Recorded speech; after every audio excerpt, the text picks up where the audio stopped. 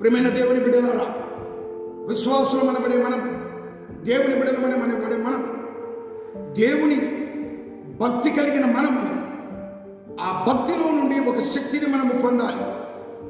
భక్తి ఉందని శక్తిని పొందలేక ఈ లోకములో ఎన్ని రోజులు జీవించినా కూడా మనం భక్తిహీనులుగా బ్రతకకూడదు. ఒక శక్తివంతులుగా ప్రార్థనలో, దేవునిలో, అనేకమైన దేవుని విషయాలలో మన ప్రార్థనా జీవితము, మన భక్తి జీవితము అనేక ప్రజలను, మూగపోయిన నోర్లను తెరిపించి నిజమైన దేవుడు యేసయ్య అని చెప్పబడే రీతిగా నీ భక్తిలలో సాగాలి. ఎందుకనగా భక్తిలో జీవిస్తున్నామని తలంచిన సంసోను భక్తిని కోల్పోయి శక్తిహీనుడైపోయాడు.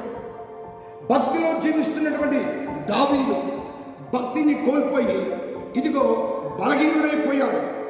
ప్రియ దేవుని బిడ్డలారా, భక్తిలో జీవిస్తున్న ఏలియా ఒక్కడైనను, అనేక మంది బయలు ప్రవక్తలైనను, ఒక్కడైన ఆ ఏలియాని తన భక్తిని ఒక శక్తిగా మార్చుకునేదానికి దేవుని పాదములు పట్టుకొని గొప్ప కార్యము చేయమని ప్రభువుని ప్రాధేయపడి ప్రార్థించినప్పుడు పరలోకము నుండి అగ్ని దిగి ఏలియా ప్రార్థించిన ప్రార్థనను ఆలకించిన రీతిగా అన్నిటినీ దహించి వేసి ఏలియా భక్తిని ఒక శక్తిగా మార్చి అక్కడున్న అనేక మంది మూగబోయిన నోర్లను విప్పి నిజమైన దేవుడు యెహోవాయే అని ఒక ఏలియా ప్రార్థన భక్తి జీవితం ద్వారా అనేకులు శక్తి పొందారు. ఏలియా కూడా శక్తి పొందాడు.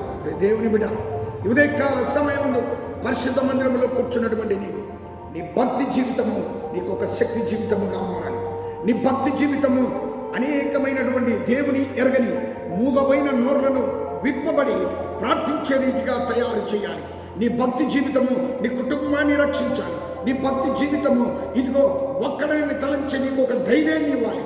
ఆ భక్తి జీవితముని జీవించిన సమయంలో దేవుడే నీకు శక్తిని ఇస్తాడు. నీవు ఒంటరివి కాదు.